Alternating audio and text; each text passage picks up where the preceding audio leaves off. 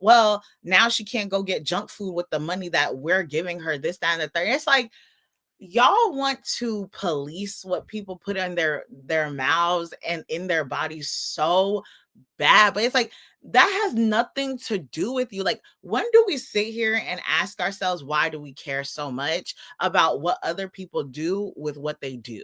Talk about SNAP benefits. This has been a conversation since like a little, towards the end of October, but definitely now that we're in November, because November SNAP benefits are not here, right? So SNAP benefits hit its limit, and the FAA is reducing flights by 4% and will increase to 10% next week.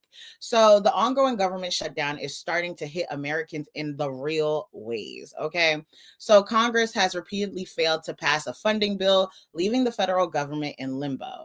People have not received their November SNAP benefits, but a recent court ruling is requiring the Trump administration to fund them so they can be distributed, right? So meanwhile, the FAA has directed airlines to reduce flight capacity by 4% to 40 major airports. And if you know, Newark Liberty Airport for us in Jersey is definitely one of those airports. So if you are planning, we're getting into holiday season, especially Thanksgiving, Christmas, a lot of people are thinking about traveling or already have things already set and traveled.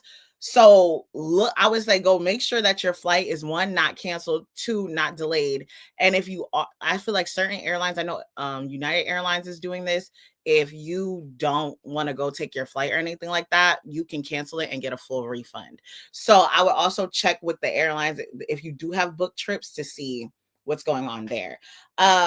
So from families relying on food assistance to travelers facing flight disruptions, the shutdown is beginning to affect more and more Americans. Now, Shayla and I had talked about this a little while ago, and we were saying, a lot of people were like making all these different comments and stuff like that, like, oh, it's the Democrats' fault, it's this fault, like they're not the ones signing off on the bill. And we were like, people keep trying to put this blame on anything, but we keep forgetting that this funding bill is about the people.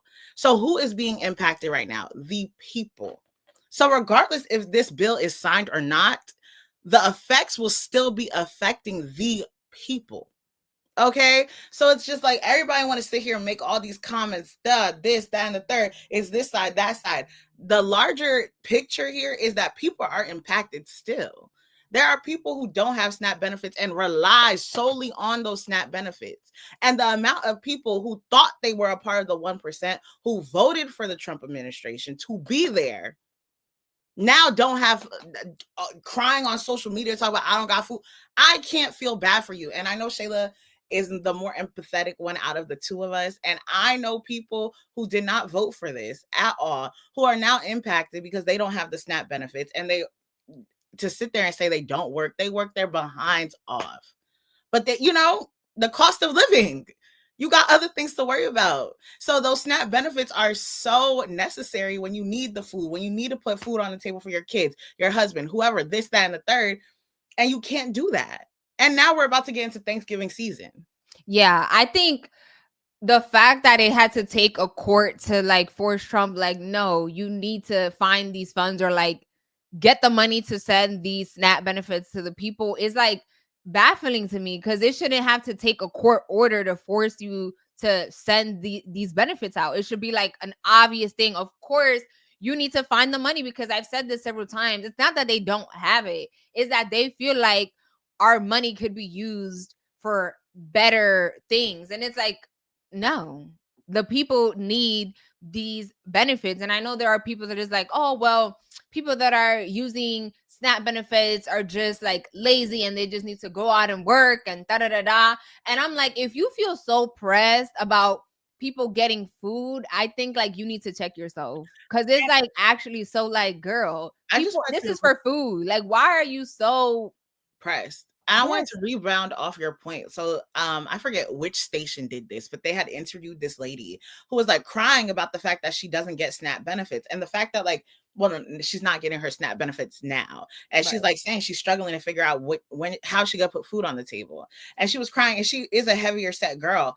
And then there was people in the comments making these dumb comments, talk about well, now she can't go get junk food with the money that we're giving her, this, that, and the third. It's like, y'all want to police what people put in their mouths and in their bodies so bad, but it's like, that has nothing to do with you. Like, when do we sit here and ask ourselves, why do we care so much about what other people do with what they do? You know, it's just like, the way people feel so inclined to sit there and be like, oh, people who use SNAP benefits are getting junk food, they're not eating healthy, they're not eating this. Why Yeah, are you so mad? I remember like a few years back, it was like, oh, people shouldn't be able to buy seafood with SNAP benefits. I'm like, listen, I'm a food stamps baby. I was raised on food stamps. And it's just like, who cares? Like, why? Like Rebecca says, so what? Because I'm not well off, I don't deserve to taste seafood. And I know there's other people that are like, well, the problem is that they're using my money to fund other people's The food. Like, government why uses should your I? money every day. It's like, why should I have to work so hard for other people to be living good? And it's like that type of mentality is just so ignorant and selfish, because I hate to break it to you, regardless of if they're using it for SNAP benefits or not, they're still going to take your taxes out of your check. And if they're not using it to help people with SNAP benefits, they're going to use it for social, they're going to use it for something. You know what I mean? So it's like, whether they use it for chips or healthy food, whatever, I don't think anyone, well, let me not say anyone, because of course there's going to be that one example and people are going to run with it. But like, yes, are there people that use it for the wrong things? Okay, yes. As with everything in life, there's always outliers. But the reality is that no one is just like, oh yeah, my whole life goal is to be on food stamps and social services. No. Like, I was just like, I don't understand. Like, my brain is just trying to wrap itself around like caring that much Right. about such a, like, I get it. Obesity is a problem in America. I would be a hypocrite to say, as a plus size girl, that do I not see that weight is a thing in America? Yes, I Mm-hmm. see that.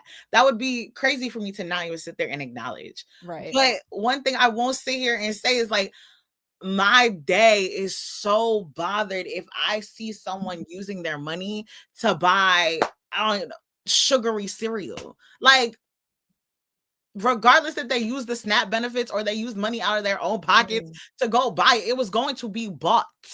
If you have such a problem with that, talk to talk about the fact that the way that we regulate food in America, make it a new point. You so worried about this, but focus on this. Why is a salad $15 versus the cheeseburger or whatever at McDonald's being $5? Like, talk about that. Talk Bracket. about the inequality in the pricing. Like, if we want to sit there and make points about things so bad, when you get SNAP benefits, you get a set amount.